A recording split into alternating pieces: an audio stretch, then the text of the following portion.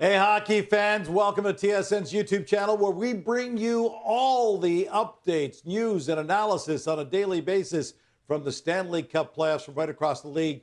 Next up is Edmonton. Ryan Rishaug and hockey insider Pierre LeBrun standing by. Guys, just moments ago, you walked out of the LA Kings dressing room.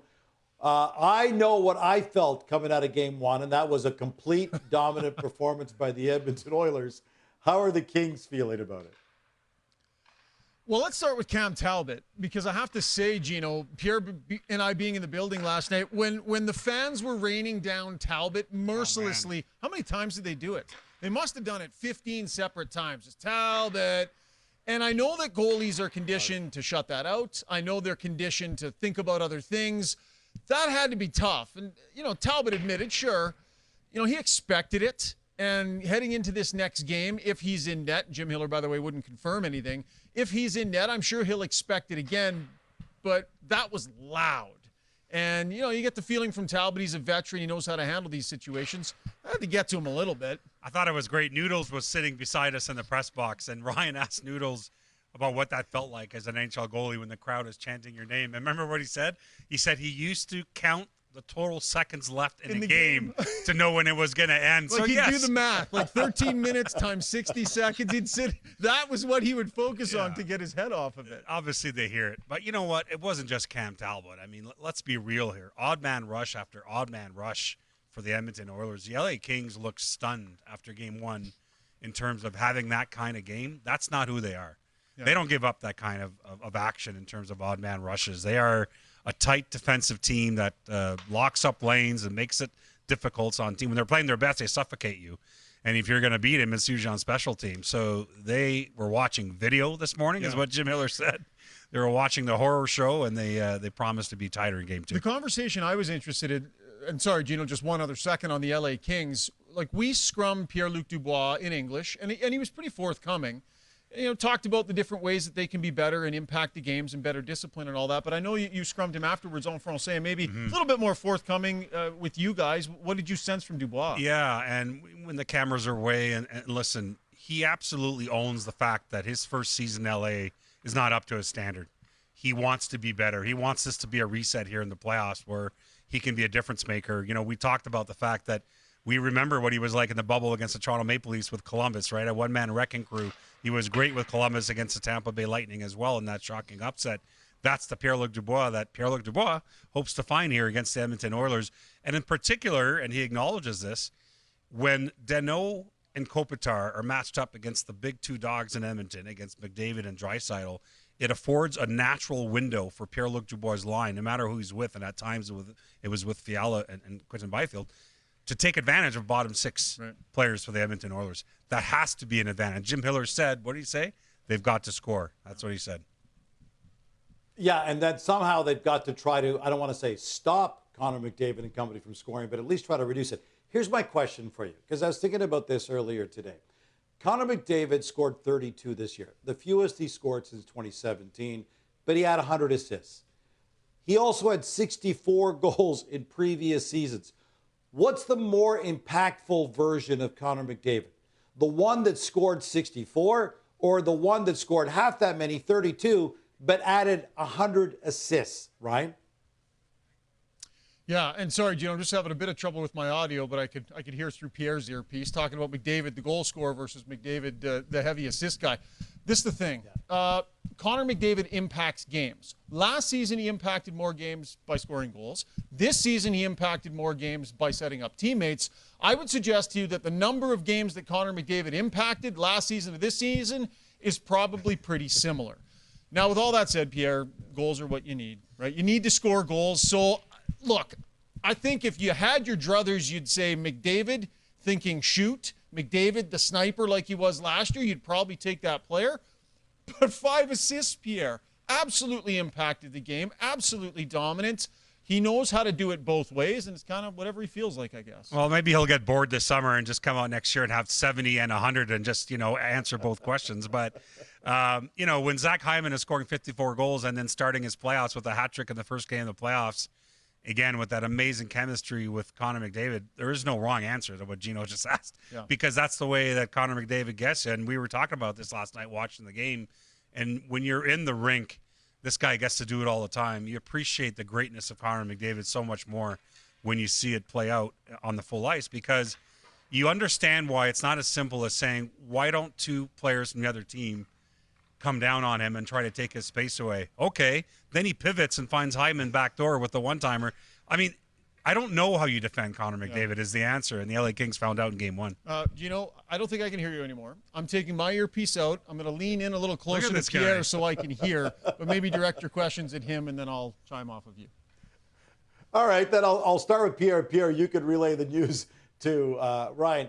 Here's my question about Zach Hyman, because I keep feeling like he keeps on scoring, and we keep saying, yeah, but he's playing with McDavid. I thought McDavid had a great comment where he said, Hyman gets to the front of the net, he gets himself lost, and people don't have any idea how much skill it takes to be able to do that.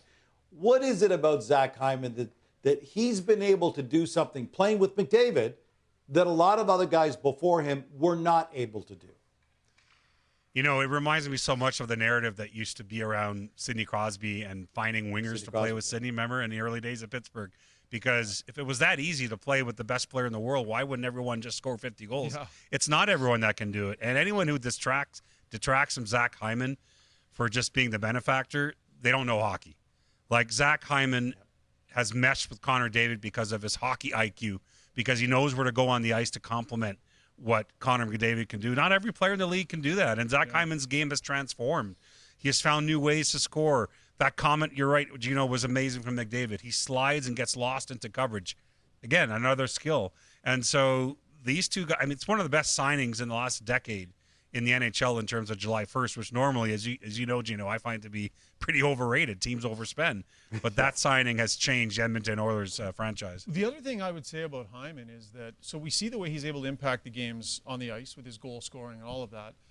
There's a pressure that comes with trying to do what this team is trying to do, right? McDavid and Draisaitl feel it, and rightfully so. Zach Hyman is like a pressure release valve for those players because, you know, he does lots of media after games. He takes a lot of, you know, time to deal with the media that maybe, you know, McDavid and Draisaitl don't have to as much. His energy is always positive. He's pushing it in the right direction energy-wise in the locker room. So it's not just about on-ice contributions. There's a certain amount of stuff that comes with being in a Stanley Cup window and pressure, and Zach Hyman is willing to take as much of that on his shoulders as he possibly can, and he recognizes the value of that. And I think you can't deny where he came from to be comfortable in his skin doing that. He played in Toronto where he played with Austin Matthews. So he kind of went from, you know, one position in the spotlight in the league where it's like, what's it like playing with a superstar? What's it like with all the cameras and spotlight in Toronto, to the other one in Edmonton. And that's why I think he's so comfortable here. Can we talk about Evan Bouchard for a second? Yes, Connor McDavid had 5 assists, and we should be talking about him because the spinoramas and the passes he made were crazy. But Bouchard had 4 assists. He's the last guy to get 5 assists in a game was Paul Coffey, defenseman for the Edmonton Oilers. Are we giving Bouchard enough credit for what he's doing right now on the blue line for the Oil? Well, I think he's gotten a lot of credit here in this market. Maybe not nationally in other markets, but, you know, I think you're going to find him at the bottom of some Norris Trophy ballots where you put 5 names down. Yeah. He's had that kind of year. It's funny you mentioned Paul Coffey, Gino. That was my column that just got posted in The Athletic today is on Paul Coffey and his impact on this blue line. And Evan Bouchard's eyes just lit up yesterday when I asked him about Paul Coffey's impact. I mean, you think about one of the greatest offensive defensemen to ever play, greatest defenseman to ever play in Paul Coffey, and what he can pass down to a guy like Evan Bouchard to unlock all those offensive skills.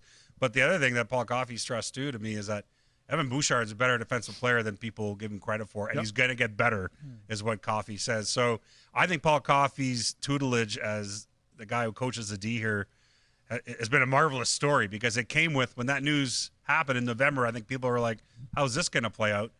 It's one of the great stories of the league, as it turns out. The Hockey Hall of Famer embracing that role and the way the 6 defensemen have embraced playing for Paul Coffey. Yeah, he's been really good. He's been really good all year long. Like, Evan Bouchard he's not the perfect defenseman, right? He brings so much offensive prowess. He does such a great job on that power play. His first pass is amazing. His ability to transport and move the puck, those are all on the positive side. But the focus here in Edmonton, where the Stanley Cup is the expectation, is if he's going to play that much, how is it going to be in the big moments when they need to lock it down defensively? And that's the area of Evan Bouchard's game that he's focusing on, right? So big moments, tie game, late in games. And he made some tough mistakes late in the season. You recall a game against Colorado in overtime. He let Nathan McKinnon walk out of the corner and win the game. Didn't even touch him. Game against Austin Matthews, same sort of a play. So big moments for Evan Bouchard where he can buckle it down the way that big minute-munching defenseman can. That's still a work in progress with him, but he's getting better. And he's going to be out there in these big moments. And quite frankly, if you're going to put up points the way he does, you're going to live with that happily, Pierre. For sure. And I think you can't have that conversation we're having about Bouchard without talking about the guy who plays on the pairing with him. So good early last night. What a trade this has been for the Edmonton Oilers going back to last year. The guy is an absolute horse. His poise under pressure, but his just the way he complements Bouchard, it's really almost a perfect tandem. And there are a lot of people here, for as much as Bouchard's getting a lot of credit, and he should get credit, say you can't talk about one without the other because Ekholm's had a great year.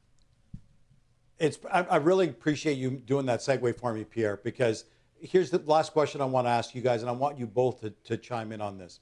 It wasn't long ago where we were saying, yes, the Edmonton Oilers can score. There's no doubt about that, but they're never going to get anywhere in the playoffs, and they're going to wreck the window that they've got with Draisaitl and McDavid if they can't bolster their D and improve their goaltending.